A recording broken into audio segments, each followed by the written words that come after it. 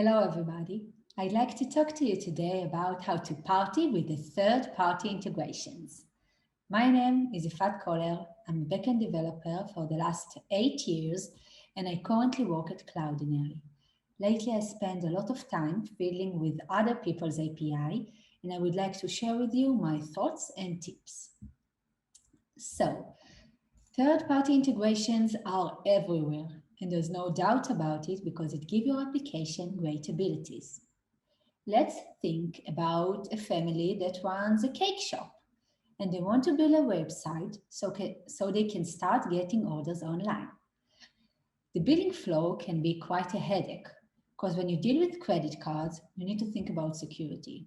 So instead of reinventing the wheel, they can just use an existing billing service that will do all the hard work for them.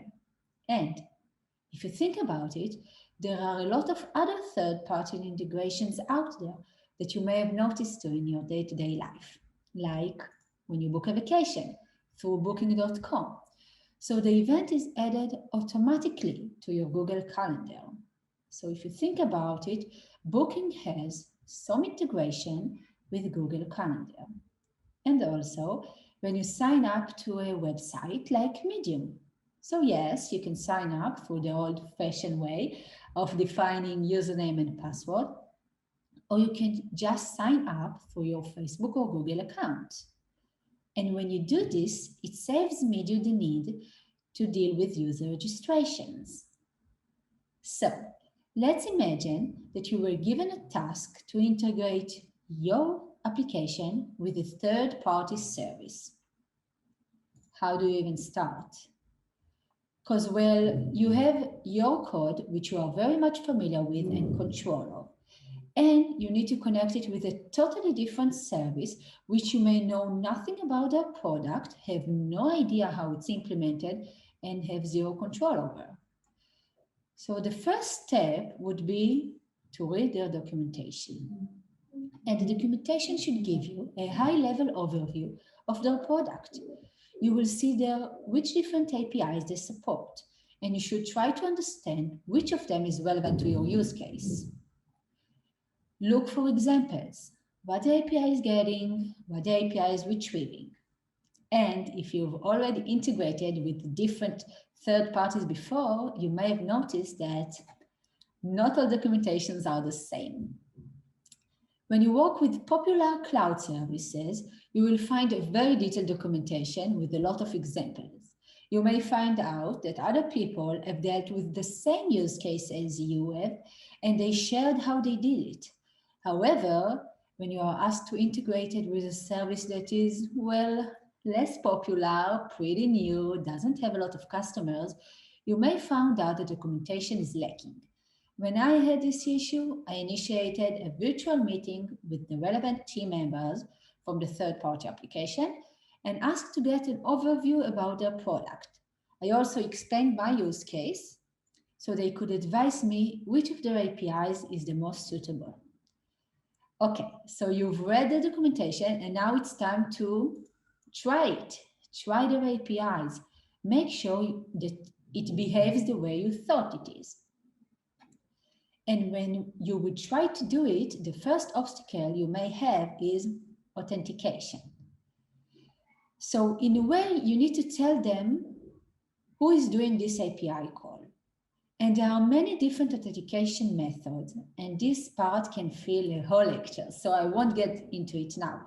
But all I want to say is that they need to know which account is performing this API call. And also they need to know it so they can charge you. You could read more about the authentication method in the documentation. So let's say you're okay with that. And now everything worked for you. You understand which API is relevant and you feel so enthusiastic about it and you start coding. And you know where you want to put it in your code and the API retrieving what you thought and it works. The functionality is working great. You made it happen. And this is the happy flow. But now we need to think about what happens when things go wrong. We need to deal with the unhappy flow. What happens if they return you an exception? So first, look at the documentation and see which errors they might return, and then try to think how you want to deal with them. I would like to give some examples of popular errors and how I tend to deal with. So the first error is the 400 bad request error. And this error is when you're requesting something weird, like passing impossible value to the API. So how can you deal with that? So maybe you would like to validate the input your user is passing. You don't want to send it directly to the third party, you want to validate it first. But even if you don't want to do it and you want the user to get the exception from the third party, you need to make sure that the exception is informative enough, that when the user will read it, he will understand how to fix it. Okay, so another error is the 500 server error. And this is when something very serious happens. Like the server is down, the DB is not responding, or maybe they have some bug in their software. So, what can you do about it? Well, in a way, there's not a lot you can do about it because, well, you cannot go over there and fix their bug. But I would like us to try how to take the most out of it. So, if we think about the cake shop from before, if they are getting 500 euro from their billing service, this is a very serious issue because they cannot charge their users. So in this situation, I would have advised to show a message saying, we have an issue with our billing service, but you can complete your order by calling our shop at this number. So this is some solution to this problem. And another error is the throttling error. And it happens when you are sending too many requests to the service and the service is basically telling you, slow down. So again, it depends on your flow, but if you have an asynchronic flow, like a job, maybe you don't mind sleeping for a while, waiting, and then retry later. So building a retry mechanism can be a good way to deal with this error. And also, I would like to say that you also need to throttle your customers because you don't want a certain customer of yours to send many requests to the service and prevent other customers of yours to use this service. Okay, great. So we dealt with the errors and now everything is working. You did the happy flow, you did the unhappy flow. Great. But wait, what if they change something? Because the developers are keep working, keep changing the product, also pushing bugs. So what can you do about it? So you cannot prevent them from changing their product and their code. But I think at least you would like to know about it when it happens. You don't want your customers to know it before you know it.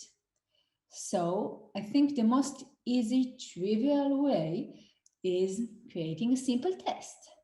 A test that only checks their APIs, checks that the API is getting what you think and retrieving what you think. And it has none of your logic in it. So if they change something, this test will start to fail and you will know about it. Okay, so let's think about what we talked about. So the first step when integrating with other service would be reading the documentation and then trying their APIs. After that, we can start with the happy flow and then go over to the unhappy flow and deal with errors. And then the last thing would be test it. So we will know if they change something. So I think it's time, after you finish all your feature, to think about what you have learned. Because you worked with other people's API, you've seen their documentation, and you can learn a lot about it. Try to think, was it clear enough? Think about the name they used for their APIs and parameters. Were they intuitive?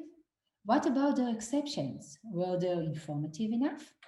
Take all you've learned and try to remember it when you build your own APIs.